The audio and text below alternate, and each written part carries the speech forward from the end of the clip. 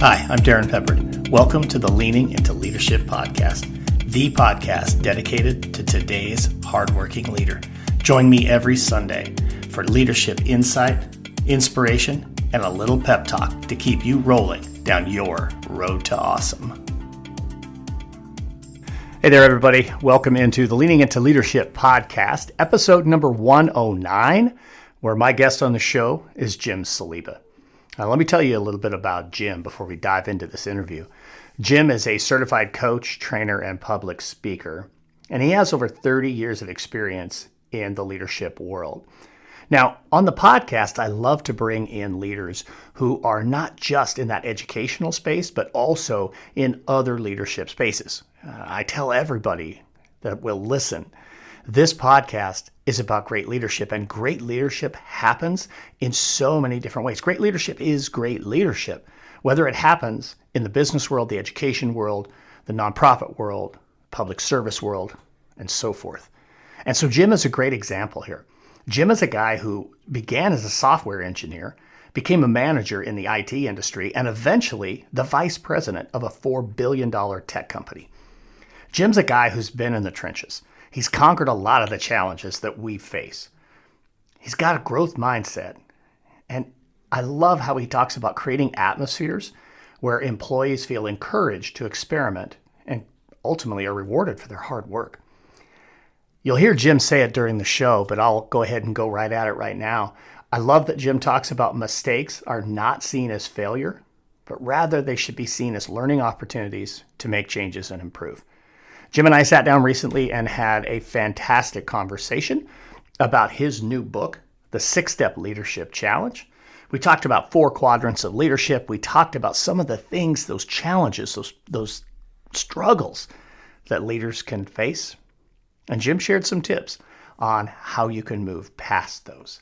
There's so much great stuff in this interview, and you're going to catch all of it right after this.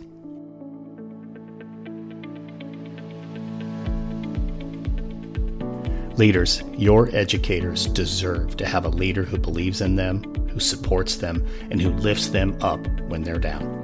Right now, they deserve that reminder that they are traveling their own road to awesome.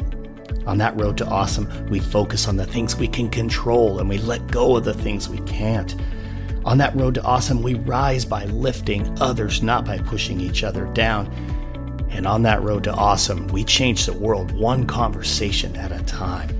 Leaders, I want to work with your schools. I want to work with you and your educators to lift them up, to honor the work they do, and to let them know they are not in this alone. Let's get together. Let's have a conversation. Let's get your teachers back on that road to awesome, to find that love, to find that clarity, and to walk in their purpose.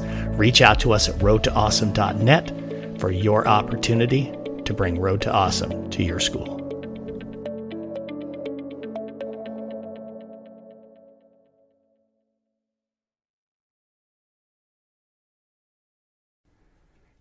So as many of you that listen to the podcast regularly know, when I was a first-year building principal, to say I struggled would be kind.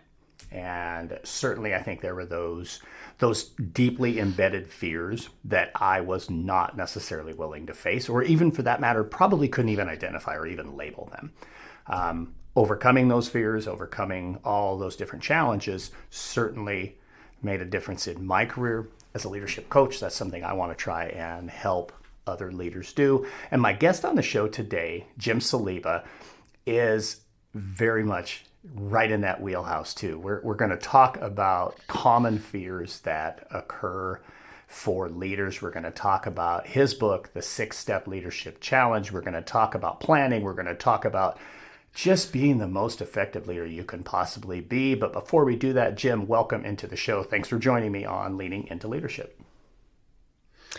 Oh, thank you for having me today. It is such a beautiful day here in San Jose, and I am ready to be on your show.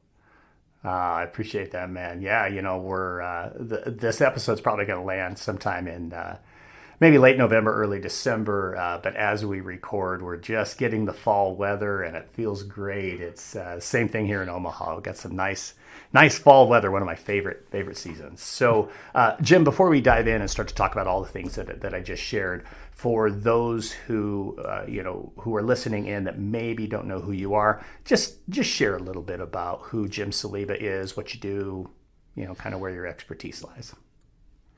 Sure. I started in my career as in tech, a programmer, grew through being a VP in a large $4 billion software company. It was very interesting. I really enjoyed it. I loved science and math, and this really just took me through that. But as I started working years in large corporate organizations, I started seeing how people work together, how things happen has to happen with people. So around 2009, I left that world a bit, went out on my own to do consulting to help people, especially software organizations, do change because we're constantly changing. I mean, if you want to talk about change, when was the last time you saw a Nokia phone? Right? Change happens all the time. Man, I used to be a big Nokia fan too. I really was. I know, right? I mean, they were the phone for a while, but things change because we don't stay with things that happen in our world. So I was helping companies do that. And what I started realizing is that we were focusing way too much on the what I would call the boots on the ground. In my case, the engineers. And there was really a big gap between what leadership thought was happening and what was really happening in the day to day. So that's what started me to focus on leadership and the problems that happen there. And we'll probably talk about it, but often we move up in our career based on our technical skills, not on our leadership skills. And we start having a mismatch there. And that's why those fears you were talking about come in.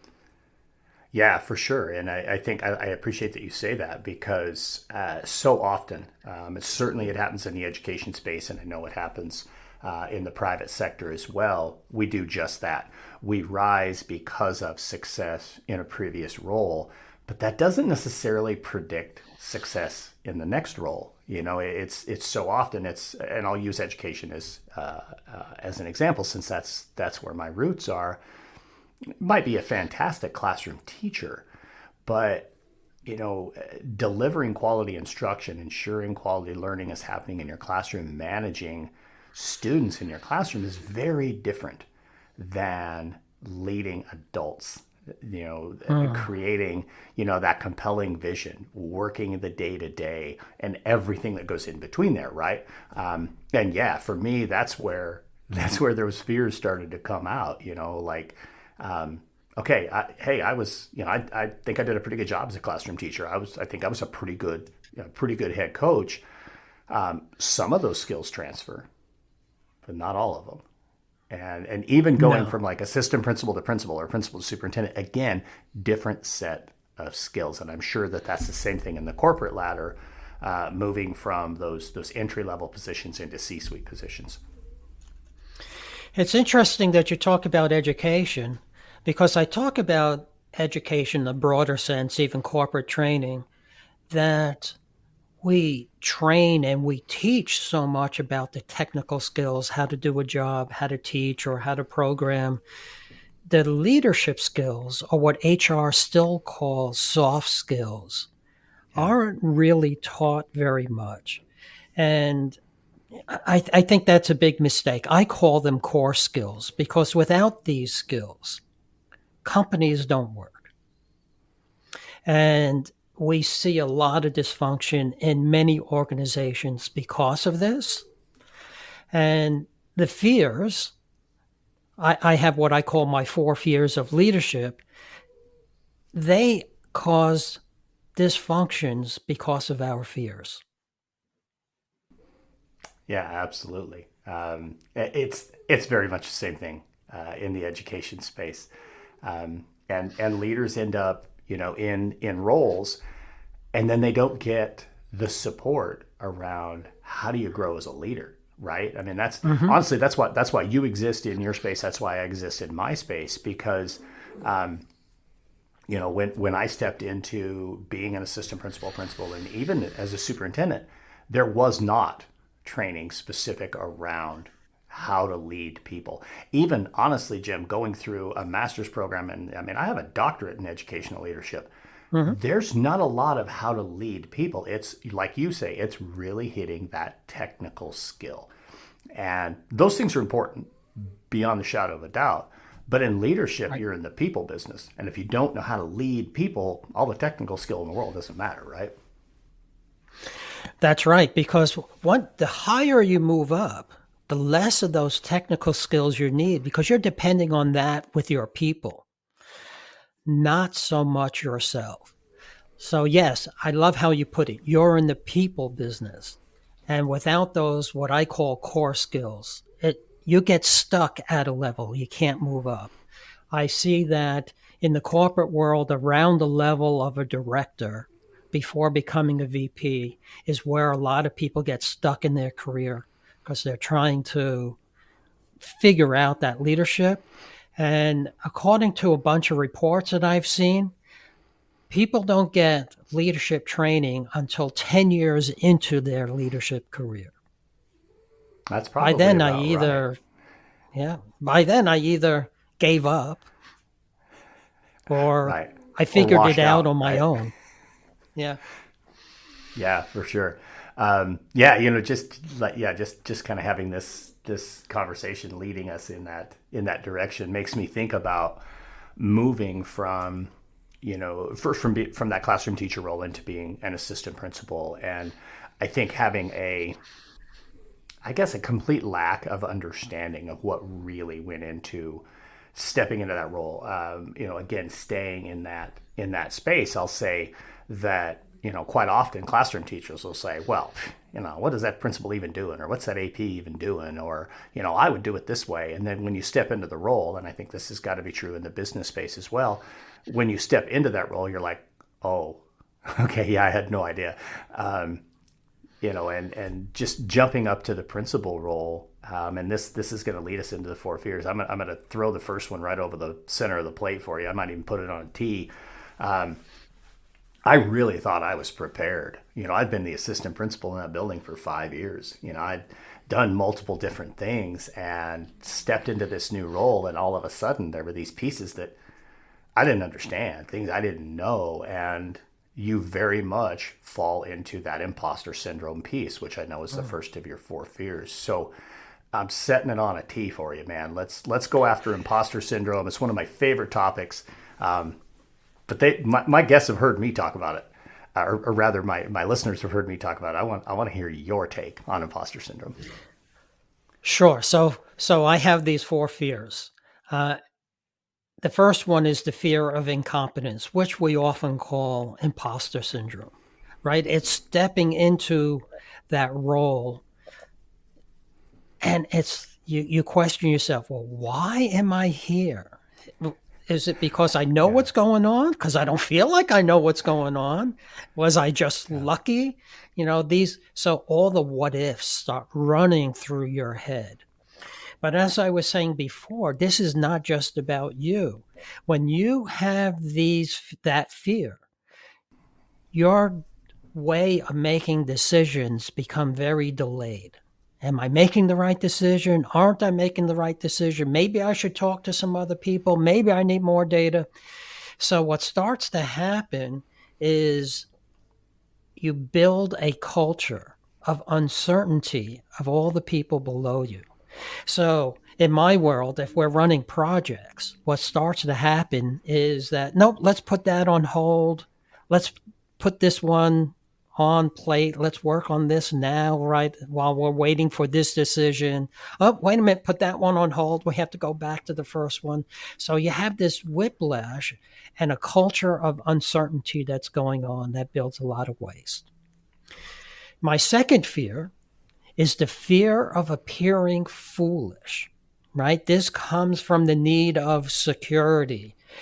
We talk about fear of missing out and things like that. This is where that comes from. But what happens in there is often a resistance to change because we fear that thing. So you end up with a culture of conformity. So all that innovation and creativity that we talk about gets suppressed, and we start just following the rules, which is a whole other issue which we could talk about, because not that I'm a rule breaker, but I want to know the spirit of the rule, because so many people will follow the letter of the law, which ends up breaking the spirit of the rule sometimes. So it's really understanding that. So that builds conformity. The third one is the fear of failure. And we probably all felt this. You talk about education. It might have started because we didn't get that high grade in the report card. But it begins to build up and fester in my type of organization as avoiding making decisions. I'll push the decision upward to the leaders or out to another group or division, so that if it doesn't work, I have a place to put the blame. So what starts to happen is you build a culture of finger pointing, a culture of blame. I don't make a decision. I just follow whatever decision my leader says. And if it doesn't work, it's their fault. It's their problem, not mine. I did what I was supposed to do.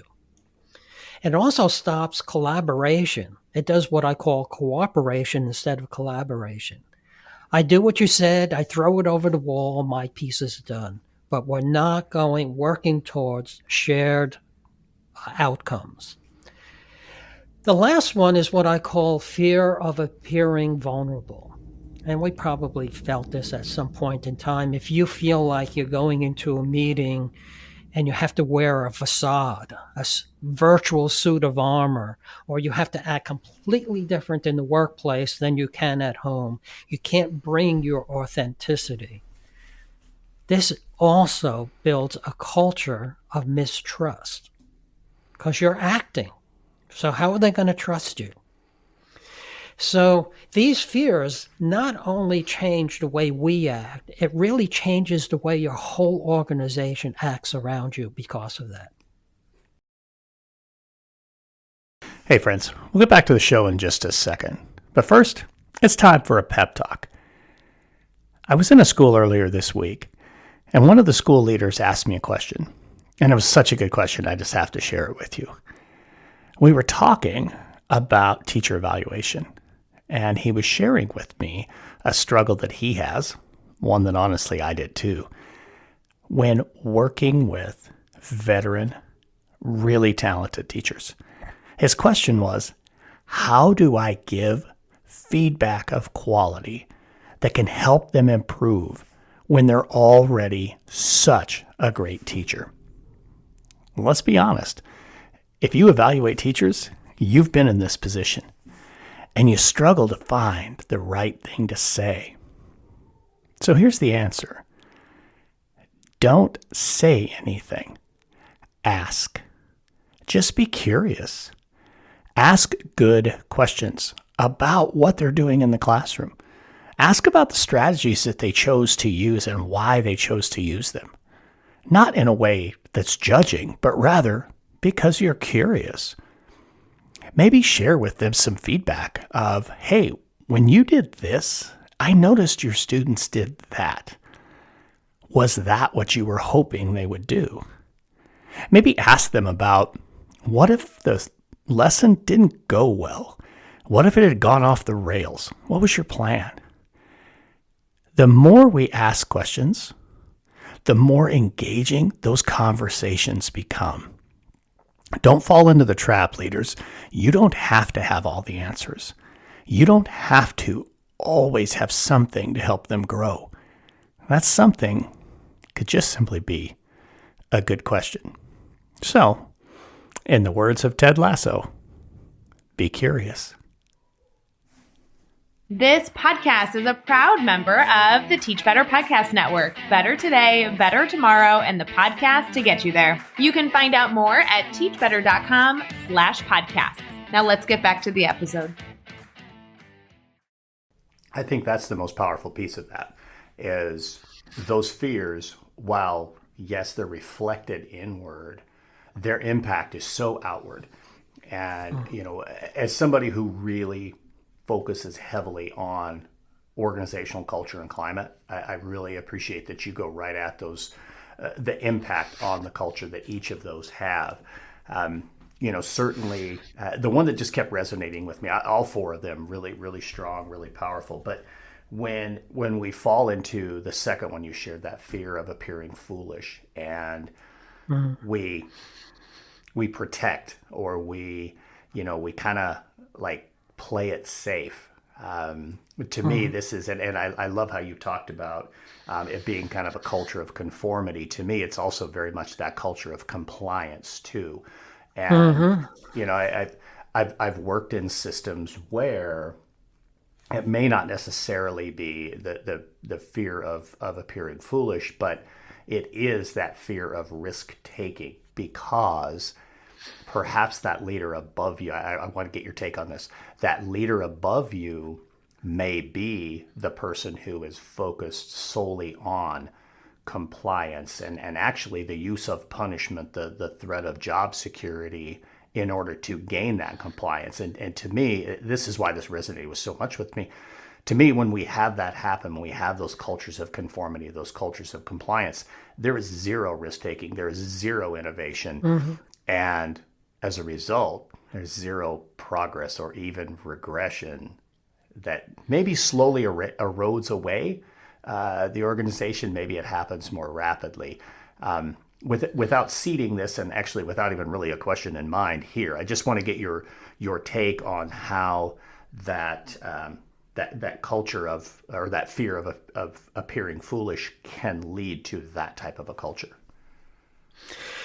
Well, I see it happen all the time. When you have maybe a small startup company, they're bold.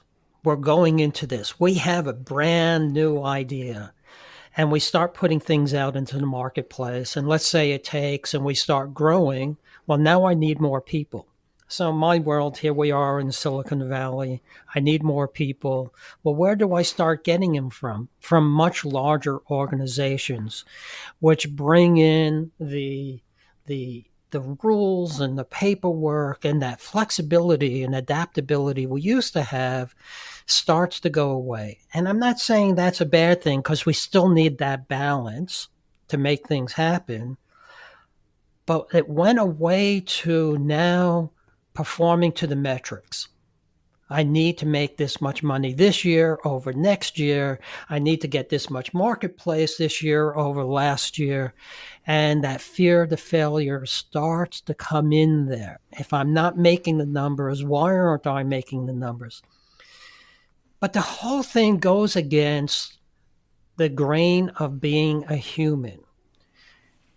Going back to education, when we were young in elementary school, we learned by absorbing. We just brought it in. But as adults, that doesn't happen anymore. We're more experiential. We learn by doing. We learn by seeing what's working and what's not working. So if we can't fail, we can't really learn. And how many quotes have you seen out there that talk about we learn more from our failures than we do our successes? Oh, yeah. Yet we're not allowing people to fail.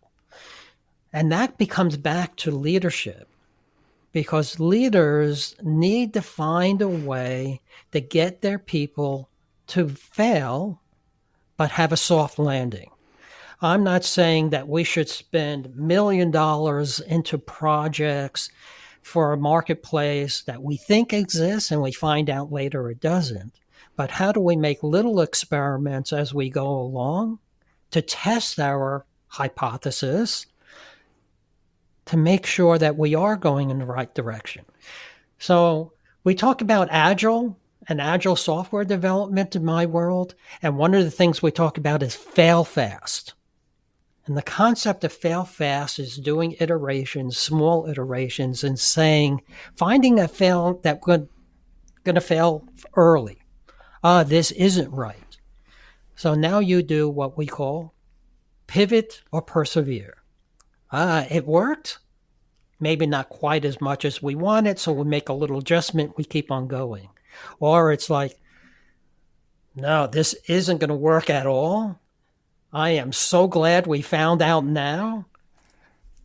But now it affords me the ability to make decisions early and try other things. And that is I think so today, perfect. Yep. Today, in how fast is our world moving compared to 10 years ago?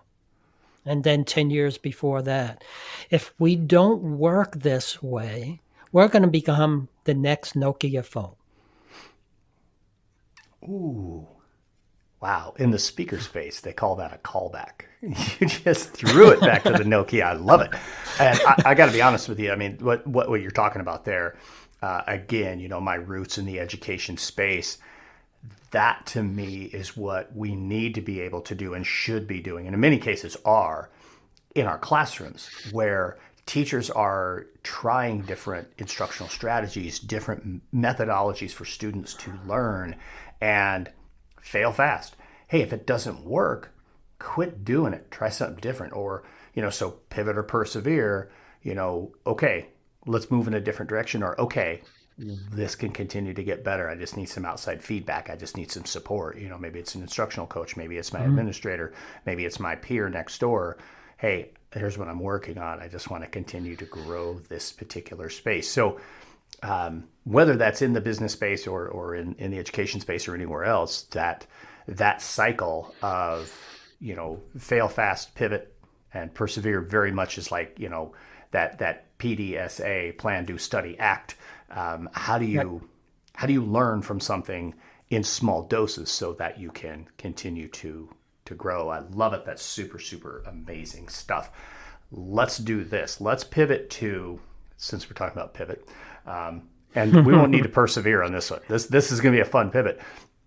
Let's pivot to the book, The 6-Step Leadership Challenge, because there's a couple of pieces in there that I want to make sure we get to. And I think they tie in with what we just were talking about with the 4 fears and ways that, that we are able to, experiment and learn and grow and make sure that we have the culture in our organization go in the right direction. You talked about, in the book, I know you talk about 4 quadrants of leadership. You talk about kind of a 30, 60, 90 planning cycle. Let's start with just kind of the root behind putting a book together. Here at Road to Awesome, in addition to my speaking and consulting, we also happen to be a publisher. I mean, ours is books by educators for educators, but still, I'm going somewhere with this. Trust me. I'm always curious why. What was the driving factor behind? I want to do this book. So tell me a little bit about why putting the 6-Step Leadership Challenge book together, and then let's talk about the book. Let's get into the elements. Well, I always wanted to write a book. How many people have you known that said that? And I had a few attempts and failed. But as I was coaching more and more about leadership, I was putting together my ideas of how a leader starts to change and develop. My 2 key concepts is self-awareness and self-development. Right? If you go and look on the internet on top leadership skills, you'll find all kinds of things, communication, blah, blah, blah. But without these 2 things, self-awareness and self-development, none of those things happen. And when I looked at leadership books out there, and I have a ton of books that I read all the time, they bring new theories and new thoughts and sometimes revive old ones with a new look to it.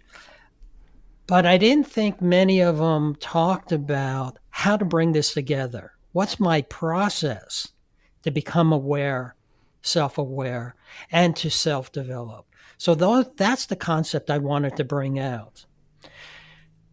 And there it is. I can't tell you how many times I wrote and rewrote it over and over again. Oh, yeah. Until I was in a group of people, of authors writing books, and someone used the word challenge.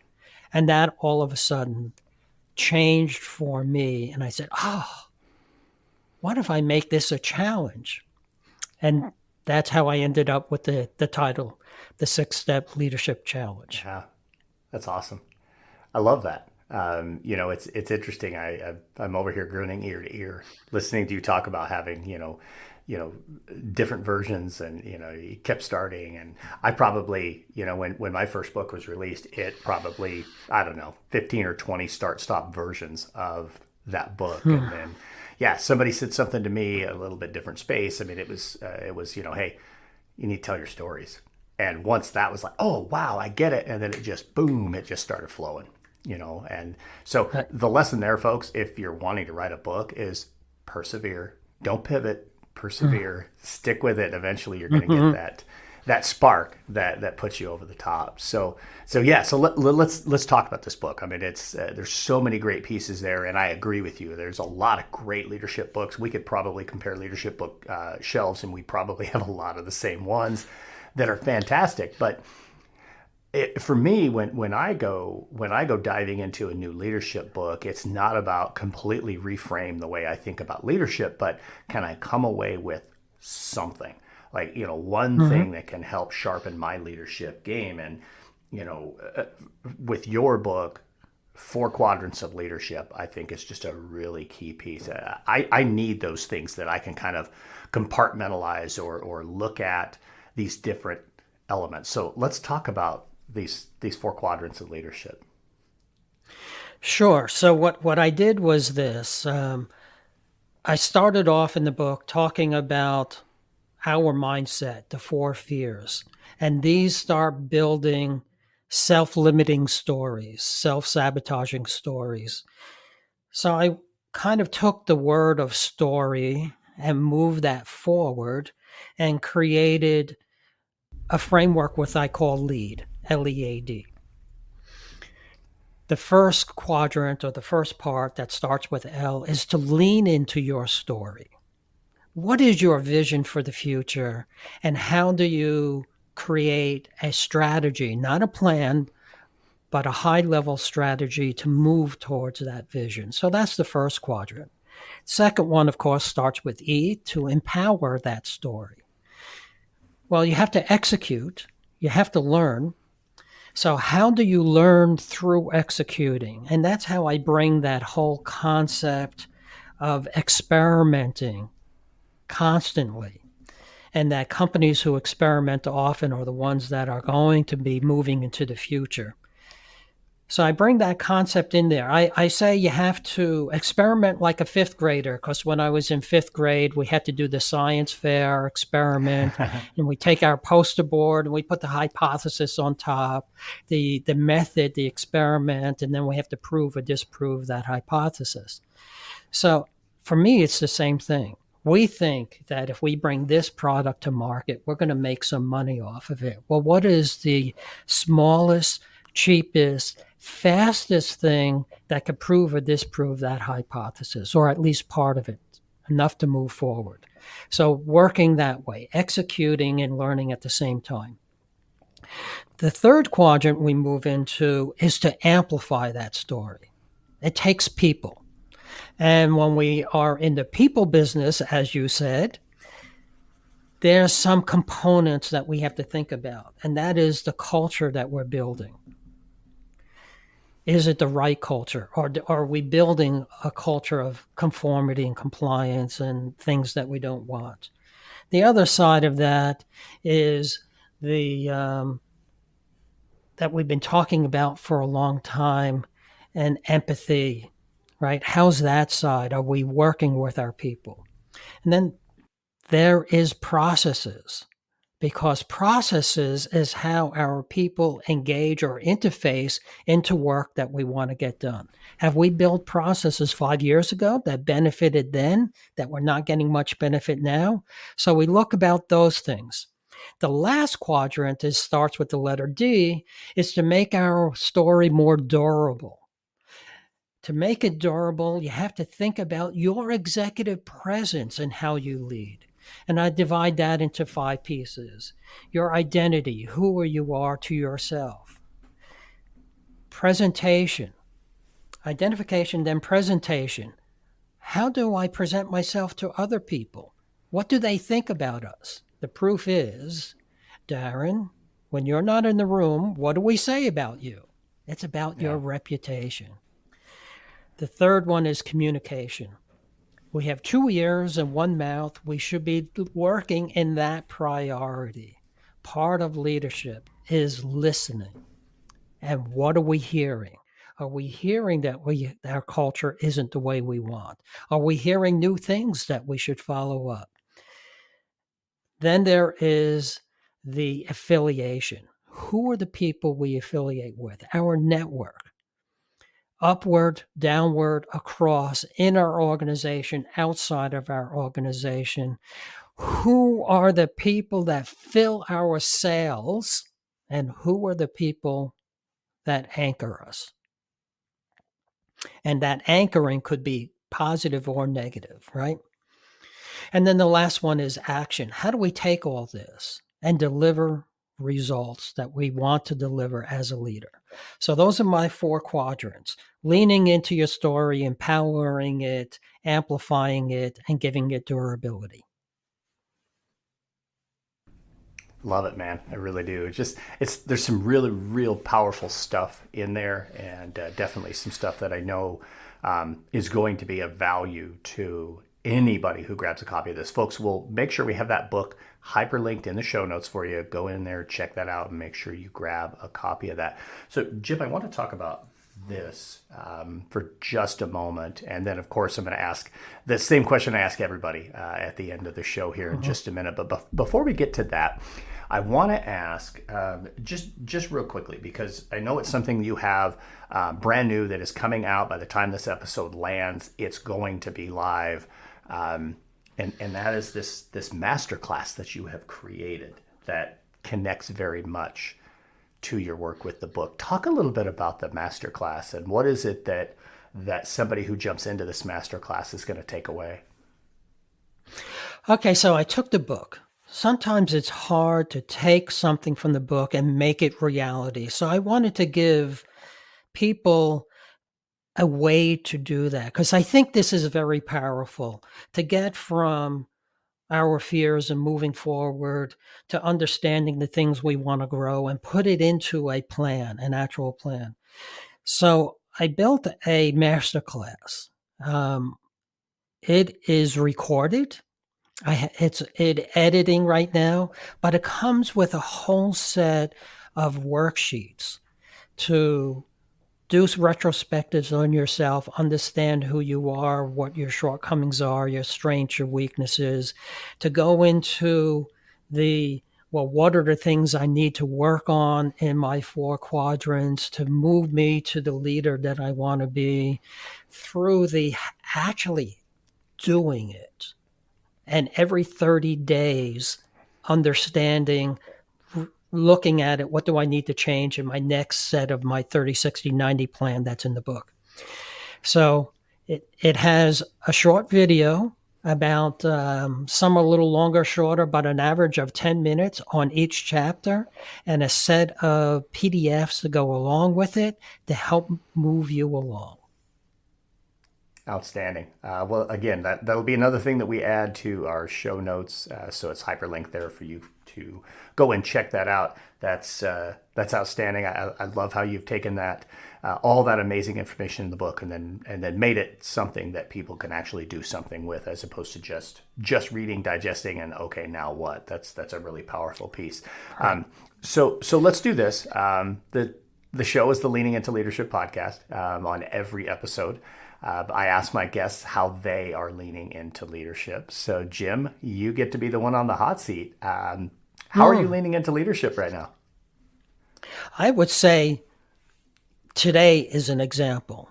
I left big corporate to do this on my own, to give back to the community and the industry that made me successful.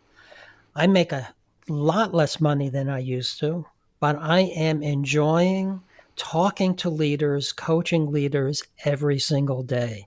It is amazing when I see that virtual light bulb go over their head and I know that they got it. And not only does it change that person's life as a leader, it changed the lives of all the people that are under that leader and their families. And that's why I say my mission is to change or transform the world of work, one conversation at a time. Love it so much. That's actually one of the 3 core tenets of Road to Awesome. And I say this about educators, but you know what? And what you're doing right now, you have become an educator, that we change the world one conversation at a time. That is outstanding stuff.